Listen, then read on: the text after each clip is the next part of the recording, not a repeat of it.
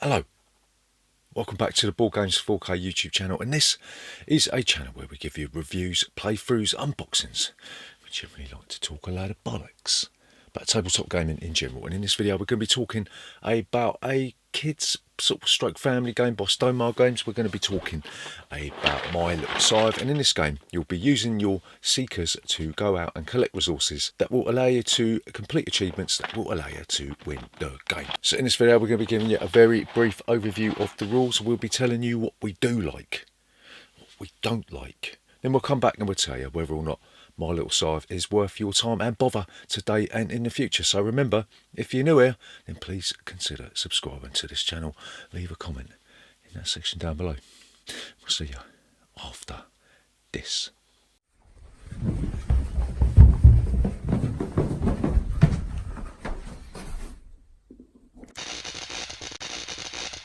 Board Games 4K. So, My Little Scythe, how'd you play this game?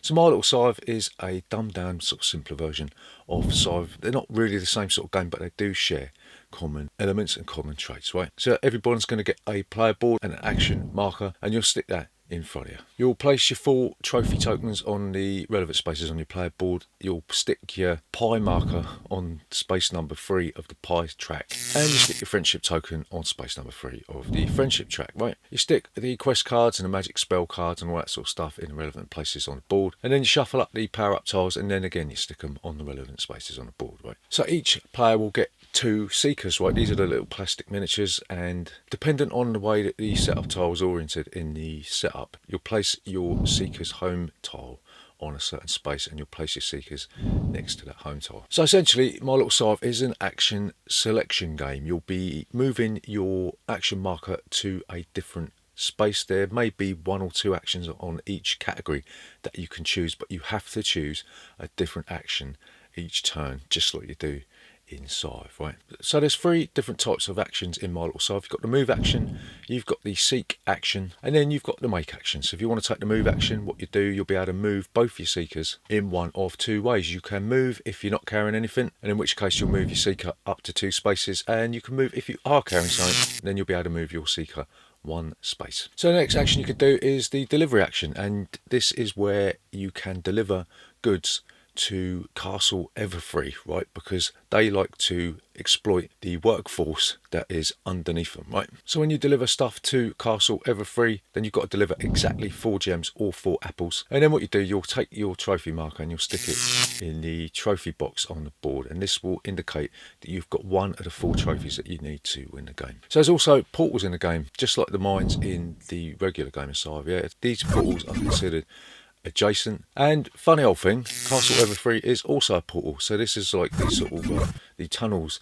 that the old bishops used to use to smuggle booze into the old cathedrals back in the day, didn't they? So if you move your seeker into a space that's already occupied, you're going to have a pie fight. You'll grab a pie fight dial, and then you'll be able to spend as many pies as you like from your supply. You'll reduce the number of pies that you use in battle, and then you'll also be able to use a magic spell to sort of boost your strength in combat. Whoever's got the highest number of pies will win the battle. The loser has to retreat back to their home space, and if you haven't already done so, then you'll be able to claim a pie fight trophy. Whoopity-doo. So if you move on to a space that contains a quest token, then bloody hell, you're going to be able to take a quest card. Right. So quests generally give you a choice to make. There's normally 3 different choices that you can do, and you'll choose one of the options and you'll resolve it, and if you manage to resolve the quest, then you will be able to claim a quest achievement token. So the next action you can take is the seek action. This is where you'll be placing resources on the board. You'll look at the dice icons that correspond to the seek action you're taking. You roll the dice, and then you'll place the resources that the dice tell you on the spaces that the dice tell you. So the next action that you can do in My Little Scythe is the make action. You'll be able to bake pies, in which case you'll move your pie token up the pie chart. You'll be able to conjure a spell, in which case you'll be able to take a spell card, and also you'll be able to power up, and then you'll be able to spend a certain amount of resources to acquire a power up card, and you'll place it on top of one of the action spaces on your player board, thus giving you a more powerful ability. So like we said, the aim of the game is to gain 4 trophies or achievement tokens on the board, and when somebody does that, then you'll move into the grand finale. So that means that every other player that hasn't achieved 4 trophies will be able to get 1 extra turn, rather than being able to gain a maximum of 1 trophy each turn. That rule is thrown out the window, and you can gain as many trophies as you want. So once you've completed the final grand finale round, the player with 4 achievements will win the game. If there's a tie, then the player with the most friendship will win, and if there's still a tie, then it's a player with the most gems or apples that will be the winner of My Little Scythe. So what do we like about My Little Scythe? So the first thing that we like about My Little Scythe is that the production quality is off the charts. It's absolutely astonishingly amazing. The board is huge. The miniatures are absolutely fantastic. If there's a little con with this, it's the fact that you've got to paint them yourselves, and maybe kids that this game's aimed for ain't going to be able to have the skills to paint them. They maybe should have pre-painted them like they did in Tapestry, but that doesn't matter. The miniature quality is still absolutely superb. The cardstock is fantastic. The resources are absolutely superb. The way that they've been cut out of acrylic is fantastic. And yeah, you can't fault the fact that Stonemaier Games yet again is pushing the bar, throwing down the proverbial gauntlet to other publishers all over the place, saying, look, this is what you can do in modern board games. What are you going to do about it? So the second thing that we really like about My Little Scythe is that there's just enough complexity in this game to move kids on from like the sort of Habba animal upon animal Monza type of game that they're probably more used to. You know, this is like a next step up from that Rhino Hero type thing. And whilst the game isn't actually that complicated, it does introduce just enough mechanics to tax a young child's mind, and there's just enough here for adults to play this game with children. So I think they got the complexity level spot on with this one. I think they were obviously looking to aim this at families, and I think generally they've done really well to sort of streamline Scythe for a younger audience. So the next thing that we really like about My Little Scythe is that the 4 achievements is just enough so that the game doesn't drag on, because we all know that kids have got an attention span of a tsetse fly. So if there'd been more than 4 achievements, I think kids' interest and enthusiasm may have started to wane prematurely when they're playing this one. So yeah, they've obviously play tested this one, and they've hit the nail on the head with the game length and the amount of stuff that you need to concentrate on. So what don't we like about My Little Scythe? So the first thing that we don't like about My Little Scythe is that the theme probably doesn't match the complexity of the game particularly accurately, right? Because if you look at the cover, it looks a bit like sort of My Little Pony, that sort of thing. When I was playing this with my oldest kid, who's 9, he was thinking it was going to be more a game for younger children based on what he was looking at on the box, and when he actually played it, he was a bit surprised that it was actually quite a complex board game for his age group. He was expecting it to be like a Habba game, you know.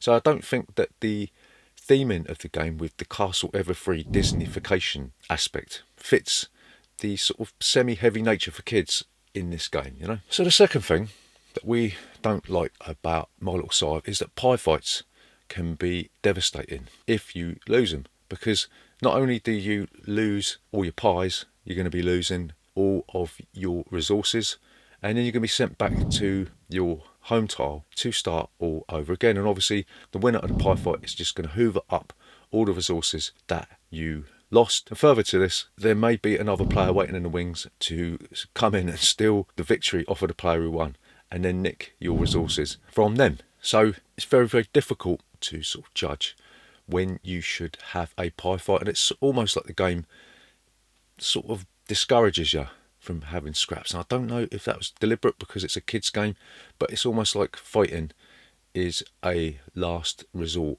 you know. So the final thing we don't like about My Little Scythe is that it's strange, because even when the board is fully populated with gems and apples and all that sort of thing, it still feels a little bit empty. I don't know if that's because the pastel colours of the board and there's a lot of sort of white empty spaces. I don't know what it is, but it just feels as though the board has a kind of desolate feeling to it, you know. Maybe it would have been better had there been like some sort of 3D element on the board, you know. It just looks a little bit two-dimensional for my liking. So to summarise, is My Little Scythe worth your time and effort today? and in the future. So we're going to say absolutely yes. This is without a doubt the best family-oriented board game that we have played in a very, very long time. It's got the perfect blend of skill and luck for kids of a certain age group, and coupled with insane production quality, My Little Scythe is without doubt a modern classic. It probably won't appeal to every demographic. There's not really that much here for an adult audience if they're not playing with younger kids. But having said that, it still captured the imagination of all my young children, and we wholeheartedly recommend My Little Scythe, mainly for a child audience, you know. So there you go, that's My Little Scythe. Remember, if you're new here, then please consider subscribing to this channel. Leave a comment in that section down below. We'll see you next time.